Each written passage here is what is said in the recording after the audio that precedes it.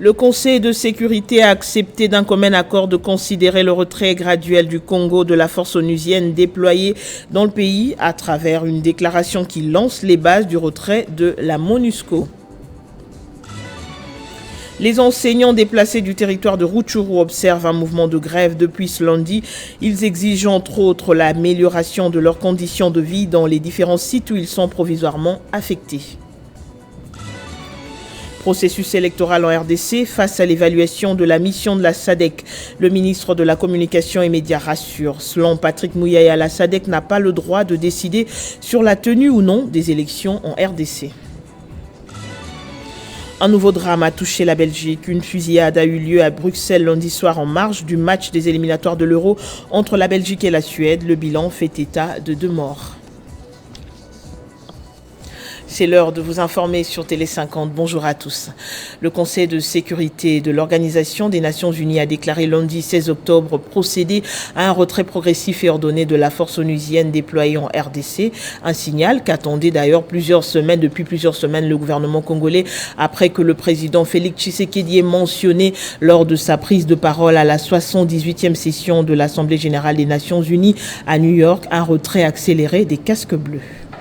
On repense à la demande faite par le gouvernement congolais réclamant un retrait accéléré de la mission des Nations Unies. Une déclaration a été faite le lundi dernier où le Conseil de sécurité affirme être prêt à décider d'ici la fin de 2023 de l'avenir de la MONUSCO, de son retrait progressif, responsable et durable et des mesures concrètes et réalistes à prendre en priorité pour mener à bien le retrait de casques bleus. Cela fait état d'une suite au discours de Félix Tshisekedi à la tribune de l'ONU le 19 septembre dernier, durant lequel il réclamait un retrait accéléré de la MONUSCO en RDC. Il demande aussi des propositions sur la chronologie du retrait progressif et ordonné des contingents de la MONUSCO, la réduction progressive des effectifs de la mission, la définition des modalités pratiques du transfert graduel des responsabilités, l'élaboration du plan opérationnel de mise en place du retrait et de la définition des tâches devant être accomplies dans le cadre de la transition de la mission. La France,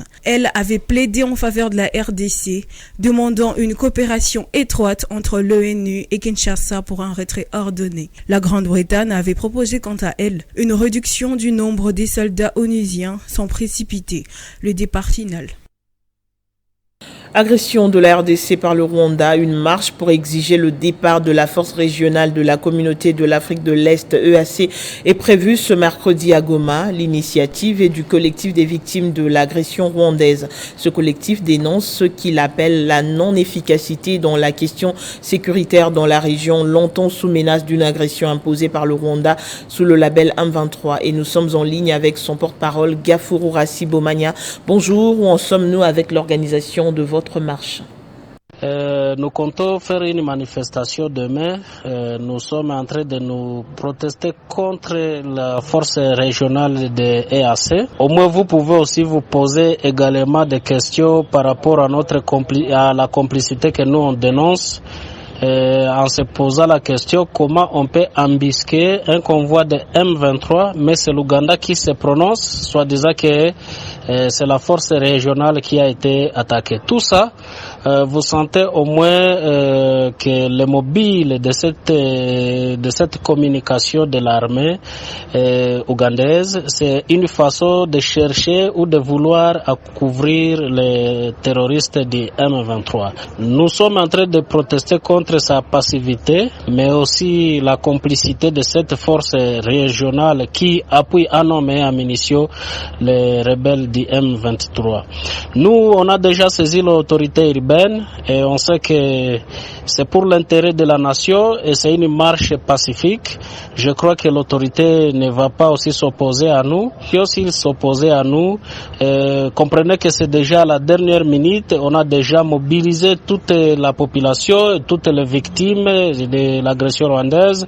Je parle là des déplacés de guerre vivant autour, aux environs de Goma et dans des familles d'accueil, même la population de la ville de Goma.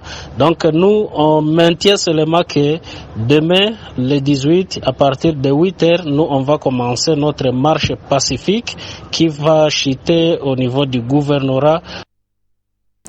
Dans l'actualité également, les enseignants déplacés du territoire de Rutshuru observent depuis lundi 16 octobre un mouvement de grève. Ils ont annoncé la mesure à l'issue d'une assemblée générale tenue dimanche dernier à Kanyaruchinya.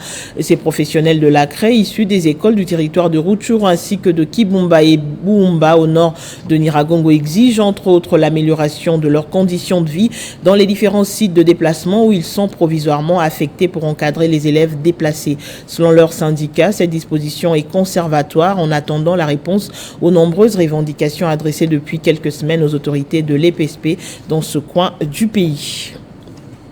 Du 16 au 17 octobre 2023 se tient à Kinshasa la 56e session du Conseil des ministres de l'Organisation pour l'harmonisation en Afrique de droit des affaires OHADA sous la présidence de la RDC. Les travaux de cette session qui coïncident avec le 30e anniversaire de l'OHADA ont été ouverts par le Premier ministre congolais Jean-Michel Sama-Lukonde.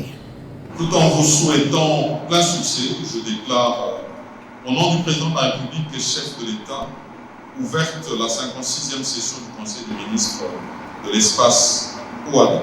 C'est en ces mots que le Premier ministre Jean-Michel Sama-Lukonde lance les travaux de la 56e session du Conseil des ministres de l'OHADA. Le chef du gouvernement congolais a invité les ministres ayant la justice dans leurs attributions au sein des pays membres de cette organisation à en préserver les acquis tout en soulignant l'intérêt que son gouvernement accorde à cette organisation commune. En tant que présidente en exercice du Conseil des ministres de l'OHADA et ministre de la Justice et garde des Sceaux, Rose Mutombo Kiesi a partagé les enjeux de la session en cours. Je pense en premier lieu au recrutement d'un nouveau directeur général de l'école régionale supérieure de la magistrature et d'autres membres du personnel d'encadrement. Nos décisions sur les divers postes ouverts doivent contribuer à doter l'OHADA des ressources humaines de qualité, dignes de la fonction et aptes à relever les différents défis auxquels nous devons faire face. Je pense également au dossier que nous nous sommes appelés à examiner au titre des activités normatives qui appellent de notre part des décisions qui peuvent impacter positivement mais aussi durablement le fonctionnement de nos institutions communautaires et le climat des affaires dans nos États. Outre le concours international Génie en herbe de l'OHADA, qui fait partie des manifestations célébrant les 30 ans de l'OHADA, elle a annoncé la tenue prochaine d'un colloque international à Kinshasa sur le thème l'OHADA, 30 ans après, bilan et perspectives. Avancée des Wazalendo dans la conquête des régions autrefois occupées par les terroristes du M23, des critiques négatives circulent depuis quelques jours sur les réseaux sociaux et qui sont faussement attribuées au directeur général de Télé 50, Jean-Marie Kassamba, pourtant engagé depuis toujours dans la défense de la patrie lors de ses différentes sorties médiatiques. JMK est notre invité de ce journal. Bonjour et bienvenue. Bonjour madame. Avez-vous réellement qualifié le groupe Wazalendo de mouvement rebelle? Et si c'est vrai, c'était à quelle occasion? D'abord, je n'aime pas trop réagir aux balivernes de réseaux sociaux parce que j'estime que les côtés pervers des réseaux sociaux, c'est justement les faussetés et parfois même des affirmations gratuites.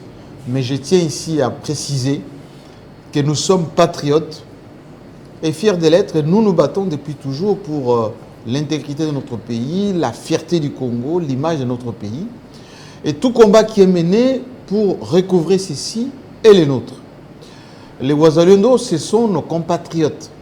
Comme nous le faisons ici sur le plan médiatique, ils essayent de se battre à leur manière. Mais ce que nous encourageons, ce que nous souhaitons, c'est que ces combats doivent être renforcés très rapidement par les forces régulières, par l'armée nationale, par les forces d'intelligence. Pourquoi? Parce que l'efficacité, le combat n'aura des résultats que lorsque nous aurions recouvré l'ensemble des territoires occupés par les Rwandais, les Ougandais et toutes ces forces qui nous occupent. Tout le monde fait ça. Les Américains, en Irak, ils ont fait ceci, en Syrie, ils ont fait ceci. Kadhafi a été tué par les mercenaires envoyés par les pouvoirs occidentaux. Et d'ailleurs, pas loin de chez nous, ce qui se passe en ce moment même, en Israël, il y a une partie des supplétifs qui aident l'armée israélienne à faire ce qu'ils ont fait là-bas, mais c'est l'armée régulière qui vient pour maintenir la paix. Et nous, nous affirmons encore ici que nous sommes un peu tous les Wazalendo, mais il faut beaucoup de courage, beaucoup de détermination de notre pays, des forces de sécurité. Tout le reste qui est raconté à travers les réseaux sociaux, ce sont les sottises. Malheureusement, ils ramassent les photos, nos photos sont partout, donc ils sont sur les nets, ils collent des affirmations. Qui selon vous est derrière cette fausse rumeur et pourquoi d'ailleurs? Tout simplement parce que, vous savez, nous avons une voix qui porte, nous avons une certaine visibilité, et donc les gens surfent un peu sur tout ceci, mais c'est sans nous atteindre parce que nous avons un combat aussi noble que la défense de la nation. Vous avez peut-être un message à la corporation en cette période où tous les Congolais ne jurent que sur la victoire du Congo face à l'ennemi qui est le Rwanda? Oui, c'est notre mobilisation, notre leitmotiv de tous les jours. Au niveau de Kinshasa, j'encourage tous les journalistes de continuer à soutenir les FARDC, de continuer à soutenir notre pays, de continuer à dénoncer les manœuvres dilatoires de la communauté internationale. Vous avez vu qu'aux Nations Unies, on vient de donner timidement l'autorisation à l'ONU, ou plutôt les quitus pour qu'ils quittent notre pays.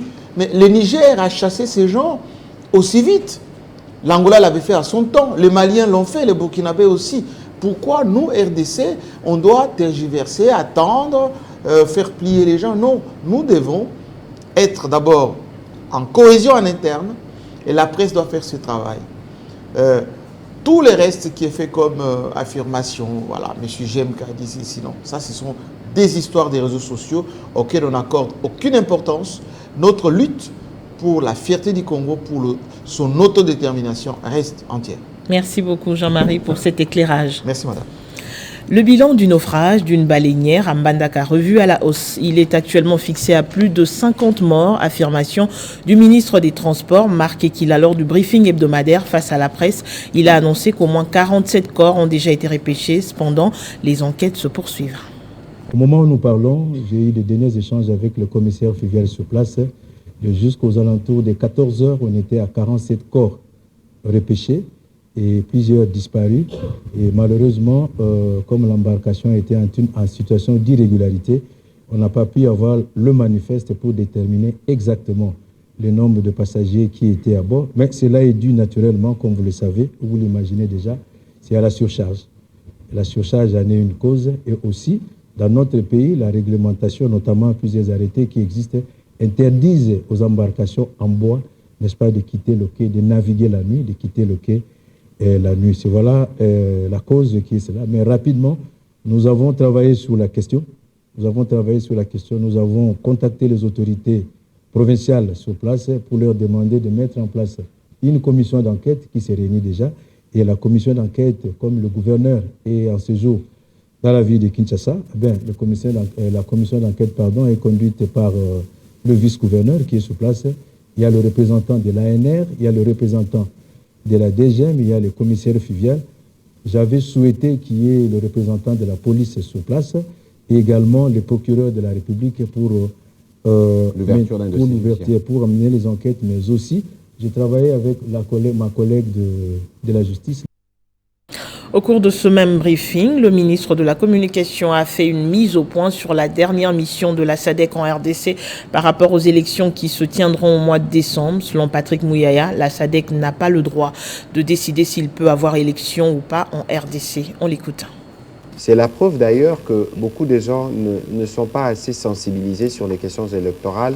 Lorsqu'un pays se prépare à organiser des élections, il y a ce que vous connaissez souvent qu'on appelle des missions d'observation. Les missions d'observation viennent des organisations régionales et des pays ou des organisations comme l'Union européenne, etc. C'est le cas par exemple de la SADC.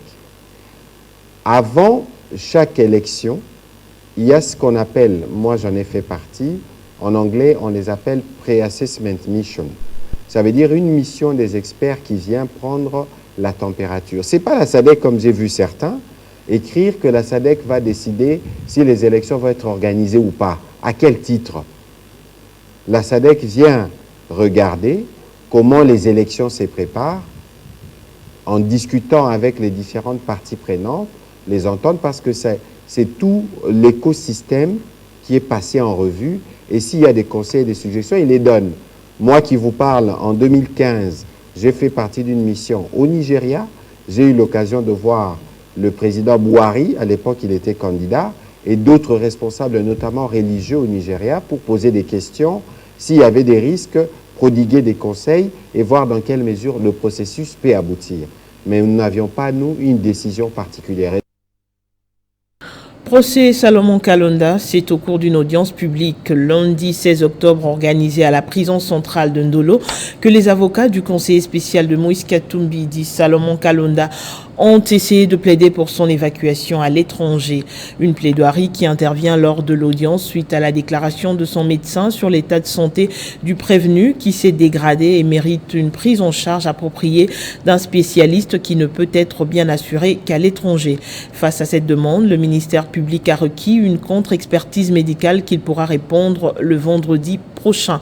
Arrêté le 30 mars dernier à l'aéroport de Njili après un passage de quelques jours au service de renseignement dont il a été transféré à la prison de Ndolo, 3 griefs pèsent sur le conseiller spécial de Moïse Katumbi, entre autres trahison en temps de guerre, incitation d'un militaire à commettre un acte contraire au devoir et à la discipline et atteinte au secret de la défense nationale.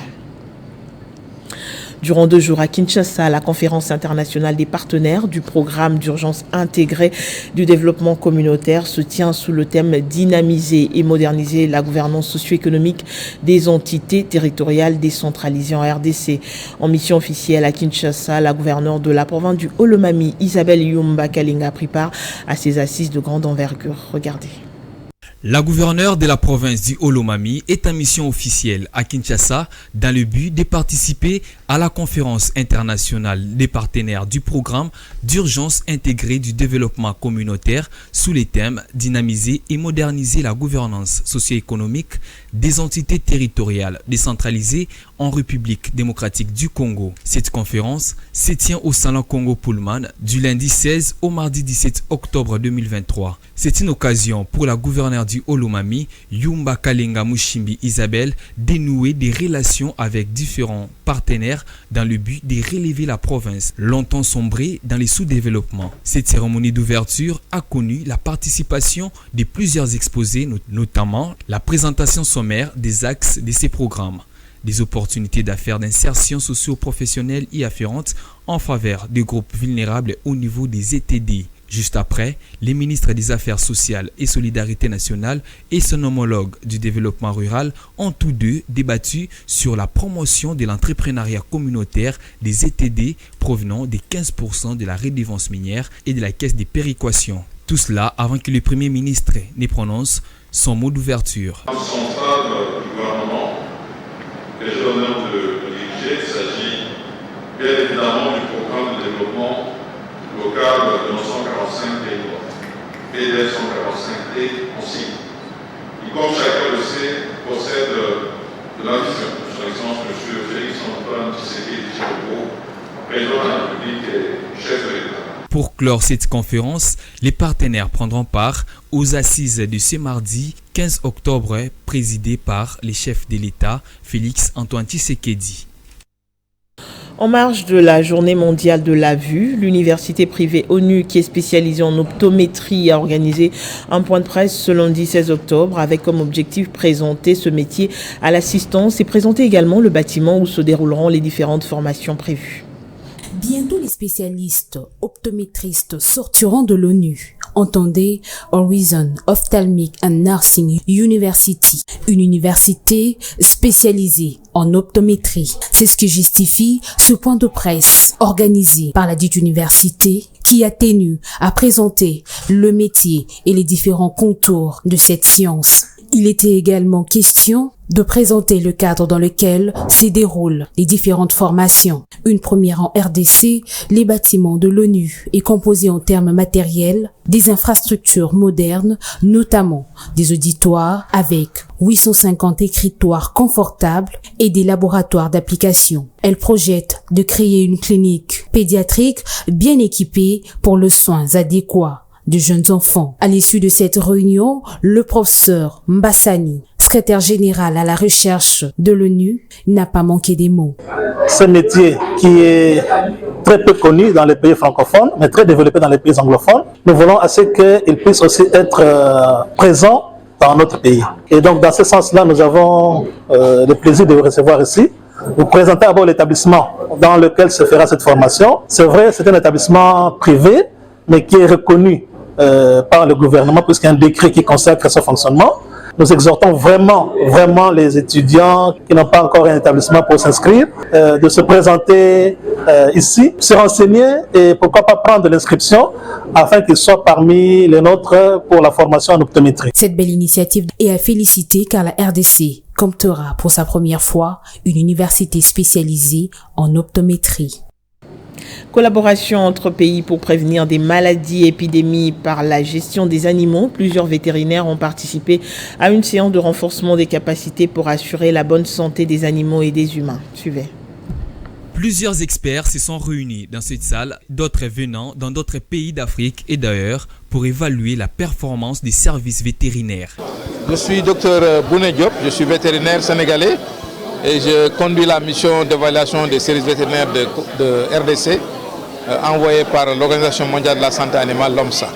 L'évaluation des services vétérinaires est un processus mis en place par l'Organisation mondiale de la santé animale depuis plusieurs années pour aider les pays à évaluer la qualité de leurs services par rapport aux normes internationales de l'OMSA. En vue d'un renforcement des capacités intersectorielles nationales et régionales pour assurer une bonne collaboration en matière de surveillance des maladies en Afrique et prévenir les épidémies dans des pays. Cette mission repose sur un certain nombre de compétences que les amis sont venus pour évaluer. Parce que les services vétérinaires doivent fonctionner selon les normes. Et ces normes-là, c'est traduit sous forme de compétences. Et il y a plusieurs domaines. Et ils vont essayer de parcourir toutes ces compétences pour voir le travail qui a été fait en 2007 par rapport à aujourd'hui. Après des échanges, les participants retournent sur le terrain pour la protection des populations et animaux pour le bien-être de tous. Ces assises ont connu l'appui de l'Association internationale de développement, IDEA. Dans l'actualité également, un attentat s'est produit à Bruxelles ce lundi dans la soirée en marge du match des éliminatoires de l'Euro entre la Belgique et la Suède. D'après les autorités, 2 personnes ont été tuées par balle lors de cette attaque dans la capitale de la Belgique. Après la fuite du suspect, le parquet fédéral belge s'est rapidement saisi de l'affaire, confirmant que la piste terroriste était privilégiée. Quelque temps après, il a été intercepté et abattu par les agents de l'ordre. Le Premier ministre belge, Alexander De Croo, a parlé d'un lâche attentat ayant visé des Suédois lors d'un match de football. On en vient au rappel des principaux titres. Le Conseil de sécurité a accepté d'un commun accord de considérer le retrait graduel du Congo de la force onusienne déployée dans le pays. C'est à travers une déclaration qu'il lance les bases du retrait de la MONUSCO. Les enseignants déplacés du territoire de Rutshuru observent un mouvement de grève depuis ce lundi. Ils exigent entre autres l'amélioration de leurs conditions de vie dans les différents sites où ils sont provisoirement affectés. Processus électoral en RDC face à l'évaluation de la mission de la SADC. Le ministre de la Communication et Médias rassure. Selon Patrick Mouyaya, la SADC n'a pas le droit de décider sur la tenue ou non des élections en RDC. Un nouveau drame a touché la Belgique. Une fusillade a eu lieu à Bruxelles lundi soir en marge du match des éliminatoires de l'Euro entre la Belgique et la Suède. Le bilan fait état de 2 morts. La revue de presse est tout de suite sur votre chaîne. Restez avec nous.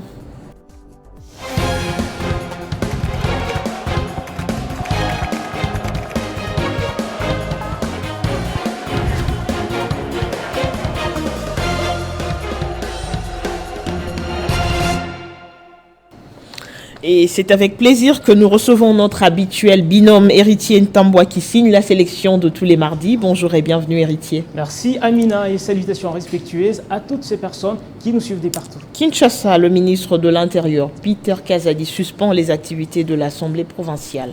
Oui, vous l'avez dit Amina, toutes les activités de l'APK ont été suspendues depuis hier par le ministre de l'Intérieur, Peter Kazadi. 7/7 précise que la suspension concerne bien toutes les activités dans l'enceinte de la première institution provinciale de la capitale. Nos confrères rappellent et notent qu'il règne depuis quelques mois un climat de tension à l'Assemblée provinciale de Kinshasa en l'espace de 3 mois seulement. Le président de l'organe délibérant a été déchu de ses fonctions à 2 reprises, mais réhabilité réhabilité par la Cour d'appel de Kinshasa-Gombe. Par ailleurs, selon Actualité.cd, Amina, le patron de la territoriale justifie sa décision par la situation qui prévaut actuellement au sein de l'organe délibérant, alors que l'APK prévoyait une plénière ce mardi pour organiser l'élection devant aboutir au remplacement du président de l'Assemblée provinciale Godin Poyi et le questeur Papi Epiana. Le ministre de l'Intérieur, Peter Kazadi, convoque ce mardi par ailleurs pour consultation le gouverneur de la ville et son vice, ainsi que tout le bureau de l'Assemblée provinciale de Kinshasa, renchérit le tabloïd. Un autre titre à ce même sujet, Amina, suspension des activités de l'APK, le député provincial Désiré Mbonzi dénonce la violation de la Constitution.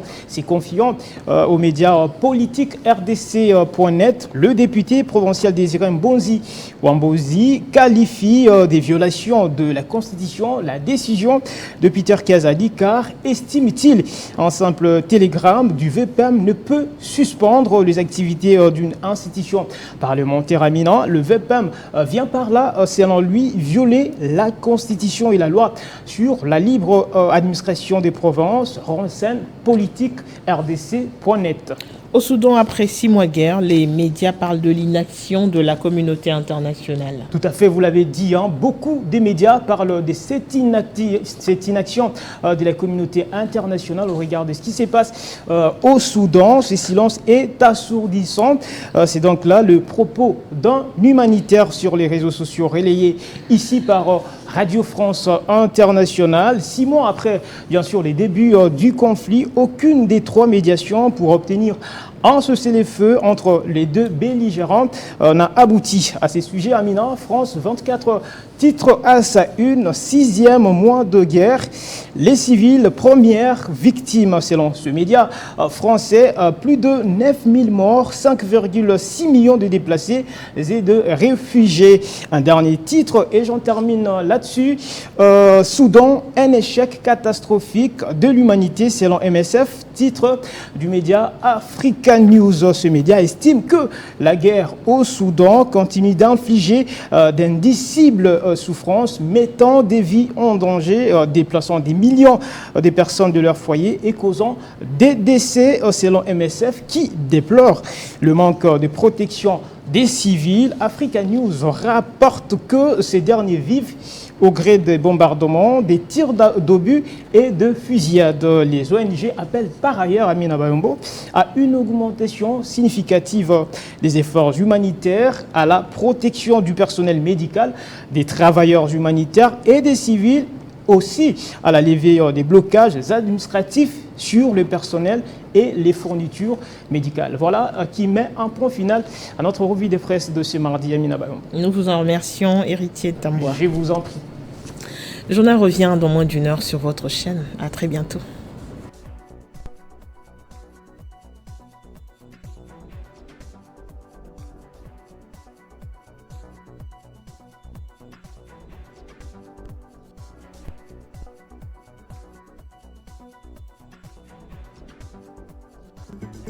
Retrouvez toute l'actualité en continu sur www.tele50.cd.